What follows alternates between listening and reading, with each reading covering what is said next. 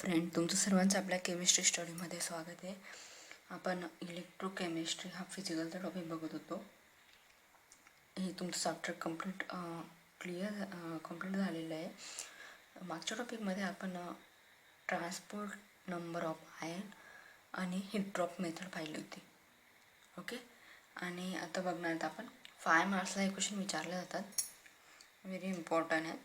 आता बघा, तुम्हाला क्वेश्चन विचारला जाऊ शकतो. आता explain the moving boundary method for determination of the transport number of H plus ion दिलेलं असेल, किंवा तुम्हाला विचारलं जाईल की define the transport number of ion आणि तुम्हाला दिलं असेल की मुव्हिंग बाउंड्री मेथड ही डिस्कस करा. ठीक आहे. आधी ट्रान्सपोर्ट नंबर म्हणजे काय, मागच्या टॉपिक जर तुम्ही बघितलं तर तुम्हाला इझिली लक्षात येईल, पण ज्याने नाही बघितलं मी पुन्हा सांगते. ट्रान्सपोर्ट नंबर म्हणजे तुमचं जे करंट पास होतं, करंट कशामधून तुम्ही हे करताय, electricity of the current is the cation and अनायन. तुम्हाला दाखवा डेफिनेशन कटायन अँड अनायन. बघा, जे तुमचं कॅरीड होणार आहे during the electricity of the current is carried by the cations and anion. The fraction, त्याचं टोटल फ्रॅक्शनला तुम्ही काय बनणार आहे, carried by the cation treatment term is known as the transport number. ठीक आहे. मागच्या टॉपिकमध्ये ही मेथड पूर्ण केली आपण, हे ड्रॉप मेथड. ठीक आहे. आता तुम्ही बघणार आहे मुव्हिंग बाउंड्री मेथड. स्टार्ट करायचे तुम्ही जर चॅनल सबस्क्राईब केलं नसेल तर प्लीज सबस्क्राईब करा, आणि तुम्हाला काही क्युरीज असतील तर मला कमेंट सेक्शनमध्ये सांगा. आता दिला आहे मुव्हिंग बाउंड्री मेथड. आता मुव्हिंग बाउंड्री मेथड, आता बाउंड्रीवरून लक्षात ठेवायची की तिथं काहीतरी तुम्हाला बाउंड्री दिली असेल, म्हणजे जस्ट इझिली तुम्हाला असं लक्षात ठेवण्यासाठी सांगते मी. ठीक आहे. आता बघा, तुम्ही प्रॅक्टिकल जे पण प्रॅक्टिकल करतात तुम्ही फक्त डायग्रॅम लक्षात ठेवा. डायग्रॅमवरनं फक्त तुम्हाला थिअरी राईट डाऊन करायची. ठीक आहे. आता बघा, ही जी मेथड आहे मुव्हिंग बाउंड्री मेथड, ही बेस कसली आहे, direct observation of the migration of the तुमचे जे आयन्स असतात त्याच्यासाठी under the influence of the applied potential, याच्यासाठी बेस्ट मेथड आहे. ठीक आहे. ही मेथड खूप ॲक्युरेट आहे, has been the use in the recent year of the precision मेजरमेंटसाठी.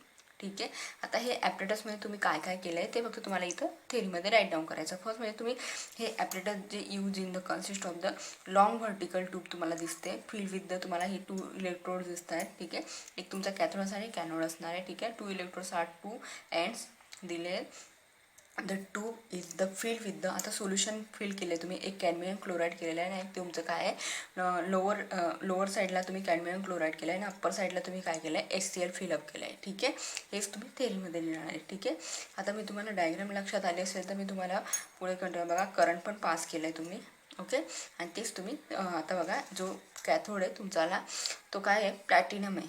ठीक आहे. हा काय तुमचा cathode is dip in the HCl सोल्युशनमध्ये डीप केलं आहे, म्हणजे तुमची अप्पर साईडला काय HCl सोल्युशन आहे, बरोबर की नाही, आणि is insert with the top साईडला. आणि ॲनोडमध्ये तुम्ही ही कॅडमियम स्टिक ॲड केलेली, म्हणजे तिथं ॲनोड साईडला इंट्रोड्यूस केलं आहे बॉटम साईडला. ठीक आहे.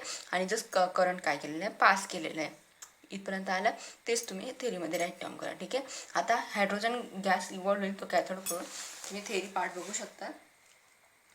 जे मी आता बोलली तेच इथं फक्त राईट डाऊन केलेलं आहे. ठीक आहे. Hydrogen gas is the evolve at the cathode and H+ ions is the move toward the ॲनोडकडे मूव होतील. The H+ ion is replace by the cadmium. आता खाली तुमचा जो अप्पर साईडला H+ होतो आणि तुमचा जो बॉटम साईडला तो कॅडमियम होता. आता H+ आयन कशाने रिप्लेस होतील, कॅडमियमने. Ions is the boundary lines move in the upward direction. मग इथे ती डायग्राम दिली आहे, स्पेसिफिक तुम्हाला लक्षात येईल म्हणून सांगते. ठीक आहे. आता जे पण दिले, by nothing the length of which the boundary moves in the quantity of the electricity. Okay, तुम्हाला दिसतंय boundary is the move quantity of the electric pass through the cell in the transport number of the H+ ions can be calculated. आता तुम्ही calculation कसं करणार आहे हे तुम्हाला प्रॅक्टिकलला तुम्ही केलं असं तर इझिली लक्षात येईल तुम्हाला. ठीक आहे. In the general transport number of the cation A+ ion is calculated by the electrolyte solution of the एक सोल्युशन घेणार तुम्ही, नंतर upper part of the apparatus is the layer of the another electrolyte solution of the BX असणार. पहिलं तुमचं एक solution झालं, नंतर तुम्ही घेणार आहे BX सोल्युशन. जे इनिशियल बाउंड्री वगैरे दिले आहे तुम्हाला, फायनल बाउंड्री असणार आहे BX सोल्युशन, एक सोल्युशन लॅम्बडा सेंटीमीटर वगैरे दिलं आहे. ठीक आहे.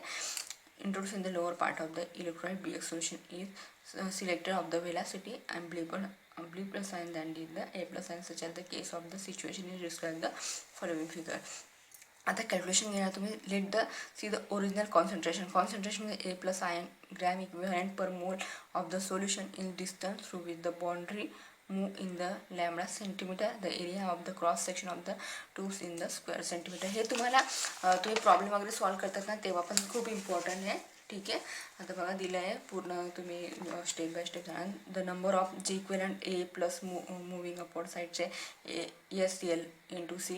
Late the number of the Faraday current is pass. तुम्ही करणार एन, तुम्ही नीटाने हे करता.